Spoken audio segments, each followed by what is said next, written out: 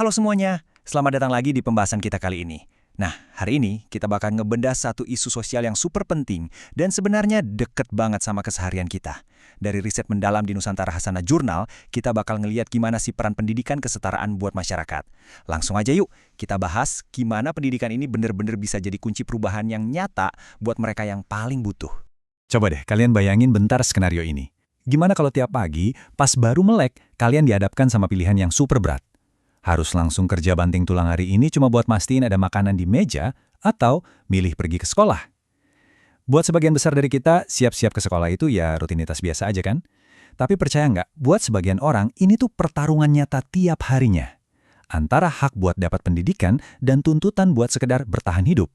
Dan nah, tepat di persimpangan inilah masalah utamanya bermula. Bagian 1, realita putus sekolah dan 5 hambatan utamanya. Ini ngebawa kita ke realita yang lumayan pahit di Indonesia, yaitu masalah putus sekolah.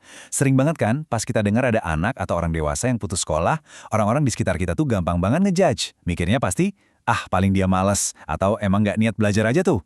Padahal ceritanya jauh lebih rumit dan seringnya di luar kendali mereka.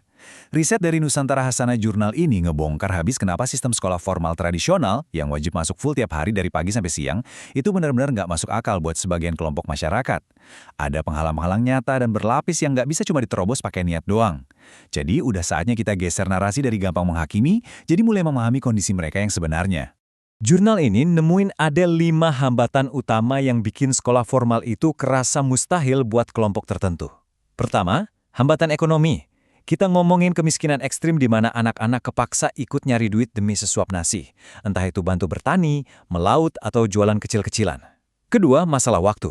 Banyak individu, termasuk remaja, yang udah terikat kerja full-time jadi buruh kasar. Jadi waktu mereka ya habis buat kerja.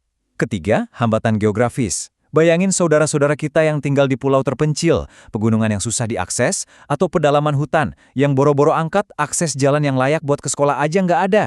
Keempat, hambatan keyakinan. Ini biasanya ditemuin di komunitas pesantren salafiyah tertentu yang emang fokusnya murni 100% ke pendidikan agama dan belum pakai kurikulum formal. Dan yang kelima, itu hambatan sosial atau hukum. Sayangnya, ini sering banget ngejerat anak-anak jalanan atau mereka yang udah berhadapan sama hukum dari usia dini. Bayangin aja, nyuruh mereka semua duduk anteng di kelas dari Senin sampai Jumat. Ya jelas sebuah kemustahilan dong secara praktis. Masuk ke bagian 2, apa itu sebenarnya pendidikan kesetaraan? Nah, disinilah ada satu konsep luar biasa yang hadir sebagai solusi. Namanya pendidikan kesetaraan. Jangan salah paham ya, ini tuh bukan sekedar opsi cadangan yang mutunya lebih rendah, atau cuma buat formalitas aja. Sama sekali bukan. Ini adalah jalur pendidikan non-formal yang difasilitasi resmi sama pemerintah dan masyarakat. Fungsinya sebagai pengganti yang benar-benar setara sama sekolah formal. Ini tuh alternatif yang ngemberdayain banget, nunjukin kalau negara tetap hadir buat mastiin hak pendidikan dasar warganya terpenuhi apapun rintangan hidup yang lagi mereka hadapin. Program ini emang didesain spesifik banget buat ngebongkar kelima hambatan yang baru aja kita obrolin tadi. Bedanya di mana sih cara kerjanya di lapangan? Kuncinya ada di fleksibilitas. Kalau kita ngomongin sekolah formal, sistemnya kan kaku banget ya. Wajib belajar full 1 minggu. Jam masuk dan pulangnya udah pasti. Buat anak yang harus kerja, buat makan, ini nggak mungkin. Nah, sebaliknya, pendidikan kesetaraan ini nawarin fleksibilitas yang luar biasa. Berdasarkan jurnal yang kita bahas ini, kegiatan belajarnya itu seringnya cuma dilaksanakan sekitar 3 kali aja dalam seminggu, dan jamnya pun bisa disesuaikan. Sistem ini dengan pinter banget nyesuaiin diri sama jadwal bertahan hidup para siswanya. Daripada maksa siswa resign dari kerjaan mereka demi sekolah, sistem ini malah ngerangkul realita hidup mereka dan ngasih ruang biar mereka tetap bisa belajar tanpa harus kehilangan sumber penghidupan. Keren banget kan?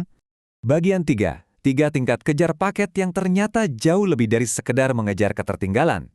Kalian pasti sering dengar dong istilah kejar paket, entah di berita atau obrolan sehari-hari. Tapi ada satu aspek yang mind-blowing banget dari riset ini. Tahu nggak sih kalau program ini dirancang jauh ngelewatin sekedar ngejar ketertinggalan akademis? Kurikulumnya itu murni dibikin buat ngebangun skill bertahan hidup nyata. Di paket A yang setara SD, fokus utamanya itu ngasih skill dasar buat menuhin kebutuhan hidup sehari-hari, biar mereka melek huruf, bisa ngitung, dan fungsional ngejalanin hidup. Lanjut ke paket B yang setara SMP, targetnya beda lagi, yaitu ningkatin skill buat menuhin tuntutan pekerjaan, biar gampang terserap di lapangan kerja. Dan yang paling gokil, buat paket C yang setara SMA, fokusnya tuh full di kewirausahaan. Lulusannya didorong buat bisa nyiptain lapangan kerja sendiri, berbisnis, dan jadi mandiri secara finansial. Kurikulum ini benar-benar brilian ngebaca apa yang paling dibutuhin sama masyarakat di lapangan. Bagian 4. diakui dan setara. Waktunya menghapus stigma. Walaupun desain kurikulumnya udah sekeren itu, kita harus ngomongin satu masalah gede secara terbuka.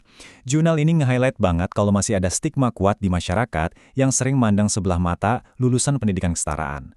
Kadang lulusan kejar paket ini kayak dianggap warga kelas 2 gitu deh dalam urusan pendidikan. Padahal nih ya, secara hukum, realitanya tuh 180 derajat berbeda. Ada satu konsep akademis penting dari jurnal ini namanya hak eligibilitas. Kalau dibahasain simple, ini ngejamin kalau pemegang ijazah paket A, B, atau C itu punya hak mutlak yang sama persis kayak anak lulusan sekolah formal reguler. Mereka berhak pakai ijazah itu buat daftar kuliah di kampus negeri atau swasta bergengsi, atau buat ngelamar kerja di instansi manapun. Jadi kompetensi dan status mereka tuh secara resmi diakui setara sama negara. Di mata hukum nggak ada bedanya sama sekali. Pada akhirnya, semua poin luar biasa ini ngebawa kita ke satu semboyan yang super kuat dan menggugah banget dari penelitian ini. Menjangkau yang tidak terjangkau. Kalimat singkat ini dengan sempurna ngerangkum seluruh misi mulia dari sistem pendidikan kesetaraan. Ini bukan sekedar program birokrasi pemerintah yang kaku, ini adalah usaha nyata dan penuh empati buat ngerangkul saudara-saudara kita yang selama ini terpinggirkan. Mereka yang jalannya terhambat oleh realitas hidup yang keras, dan pada akhirnya ngasih mereka kesempatan kedua yang sangat layak buat ngerajut masa depan yang lebih baik. Jadi, setelah kita bareng-bareng ngulitin realita dan fakta di balik pendidikan nonformal ini, saya pengen ninggalin kalian sama satu pertanyaan buat direnungin.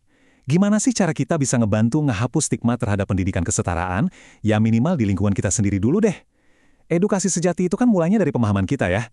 Dengan kita berhenti ngeremehin temen, kerabat, tetangga, atau siapapun yang milih jalur ini, itu aja udah jadi langkah pertama yang gede banget buat ngedukung mereka. Oke, pastiin kalian udah pencet tombol subscribe di channel ini ya, biar nggak ketinggalan video pembahasan seru kita berikutnya. Makasih banyak udah nyempetin waktu menyelami wawasan baru hari ini, dan sampai ketemu lagi.